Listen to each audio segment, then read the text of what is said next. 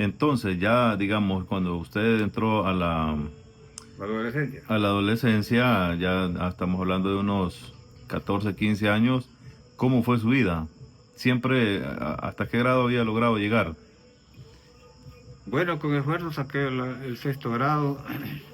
Ya En esa entré, escuelita sí, de la escuelita ahí Ok. de don Eduardo Virola, Guillermo Virola, Guillermo. perdón. Ujú. Y ya con él, ahí conocí a un amigo que se llamaba José Ángel Guzmán Parada, él era de Santa Cruz. Entonces, en esa época él se fue para el cuartel y ya hizo su vida, con el sexto grado entró, hasta llegar al grado de sargento. Entonces yo me fui llegando después de los 15 años, andando trabajando con la CUM en el campo, porque eso era lo más rentable, lo único que había aquí en cualquier hacienda que uno fuera a trabajar aquí. Solamente desde junio que empezaban a sembrar algodón hasta febrero, pongamos que se cortaba la última bellotía de algodón, había trabajo de ahí, habían como 4 meses que le llamaban la quemazón, que el que no guardaba un subvistillo, un par de medios de maíz, no comía. Es decir, que ese patrón es como repetitivo, ya que en la actualidad acá la fuente principal de trabajo son los cañales, ¿verdad? Entonces, pero que dura una cierta temporada y de igual manera, ahorita así como estamos, ha entrado como la quemazón porque ya no hay cañales. Entonces la gente, pues, en su mayoría acá se dedica a eso y toca que rebuscarse por otros medios. Lo mismo era entonces en esa época.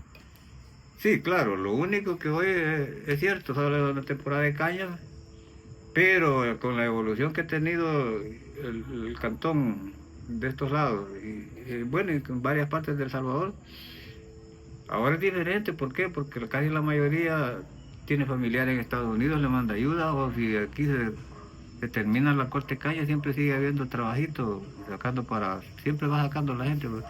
Porque en esa época las casas ninguna tenía electricidad, lo único que tenía electricidad eran los que vivían, los mandadores de las haciendas, porque eran los únicos también que tenían televisión en esa época. Así es que un televisor de 12 pulgadas en blanco y negro, el que tenía se sentía bendecido, pues, porque los televisores eran súper escasos en esa época.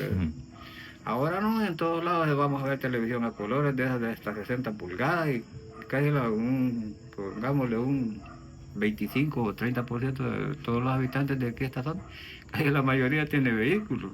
Sí, metiendo la cuñita ahí, aprovechando, ¿cómo era el sistema de fertilización, de control de plagas y todo eso en la agricultura, digamos, todo lo relacionado al algodón? ¿Cuáles eran los métodos que utilizaban? Porque se supone que el problema que tenemos, uno como los factores quizás que inciden bastante en la insuficiencia renal, deriva de todo ese tipo de mecanismos que se utilizaba en ese momento con el algodón. Es por eso que todos los mantos acuíferos de la zona quedaron Contaminados. contaminados. Ajá, entonces, ¿cómo era? Si nos puede hablar un poquito de eso. Pues en esa época yo me acuerdo que aquí, como le estoy diciendo, aquí en la pista, aquí estaban los aviones que eran encargados de regar las algodoneras, porque en esa época no habían cañales. Yo trabajé de plaguero, inclusive trabajábamos con un agrónomo, los capacitaba para buscar la plaga del algodón. El más letal era el picudo. Y para combatir esa plaga le echaba un sistema de riego que se llamaba ultra bajo volumen, que quiere decir que el veneno iba puro, no iba mezclado con agua. ¿Por qué? Porque la plaga, tanto del gusano bellotero que le llamaba, que era el que botaba toda la cosecha de algodón, era letal. Lo que hacía es que tenía que controlar la plaga, porque si no la infestaba toda, se perdía la plantación. Entonces, debido a esos venenos que regaban en esa época, regaban hasta encima de los manglares donde estaban todos los esteros. ¿Con qué regaban? Habían diferentes venenos, malatión, paratión, polidol, y todos esos venenos eran súper poderosos, es cierto, Con qué los aplicaban? con aviones. Ajá. Para la mayoría. Entonces el avión cortaba hasta donde llegaba el lote de algodón, pero el veneno siempre seguía cayendo aún encima de los manglares. razón por la cual había mortandad de peces, porque en esa época en los manglares abundaban los peces y los cangrejos, pero poco a poco, con tanta frecuencia regaban los pesticidas, que por último tuvieron que prohibir sembrar algodón cerquita de los manglares, hasta como, yo creo que eran como 200 metros, ahí empezaron a sembrar caña ya a la orilla de los manglares, para que ya no, el avión ya no regaba los cañales, sino que ya, porque la caña no necesita veneno.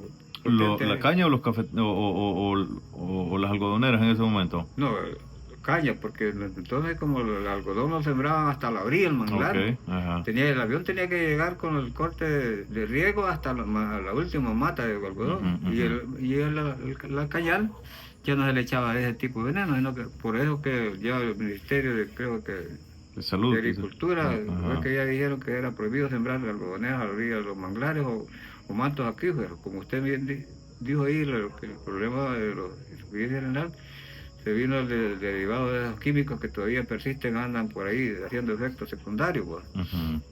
Porque que yo me acuerde aquí, nunca oí que hubiera una muerte por insuficiencia renal.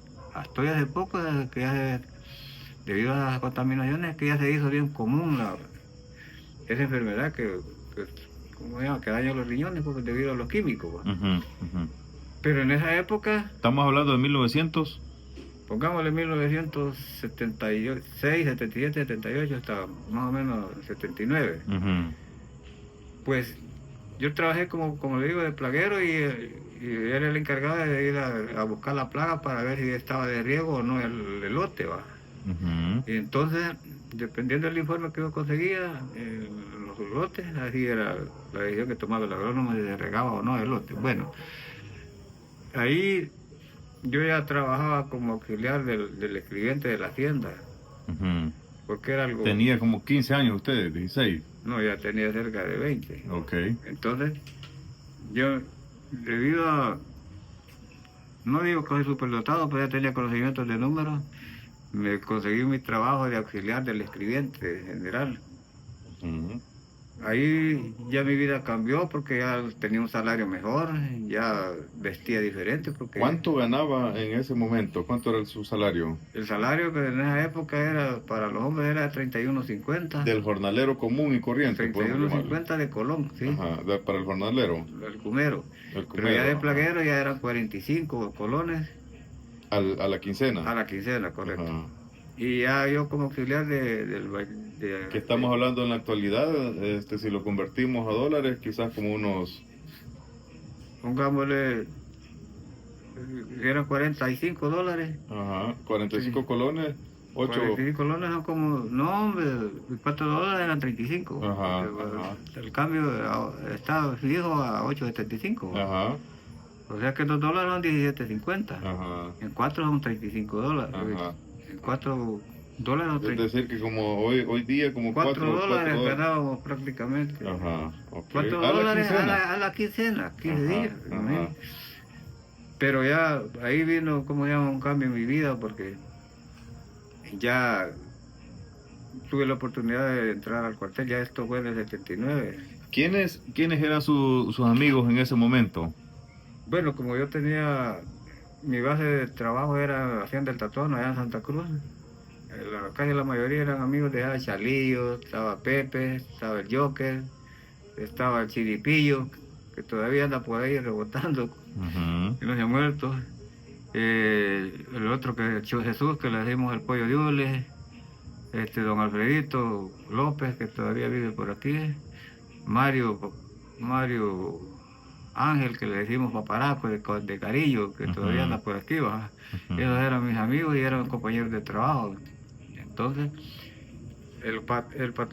como el administrador de la hacienda vivía aquí, era don Raúl Guardado, que le decíamos de Carillo Chicharrón, y la esposa era doña Galuz, que era buena persona. Ellos iban todos los días allá al Tatuano y a la vez nos daba rayo en el pica donde ellos iban. Pues ahí llegó el amigo que les digo que tuve en la escuela, vino una vez, que ya era sargento en el ejército. Fue que yo solicité ir al cuartel.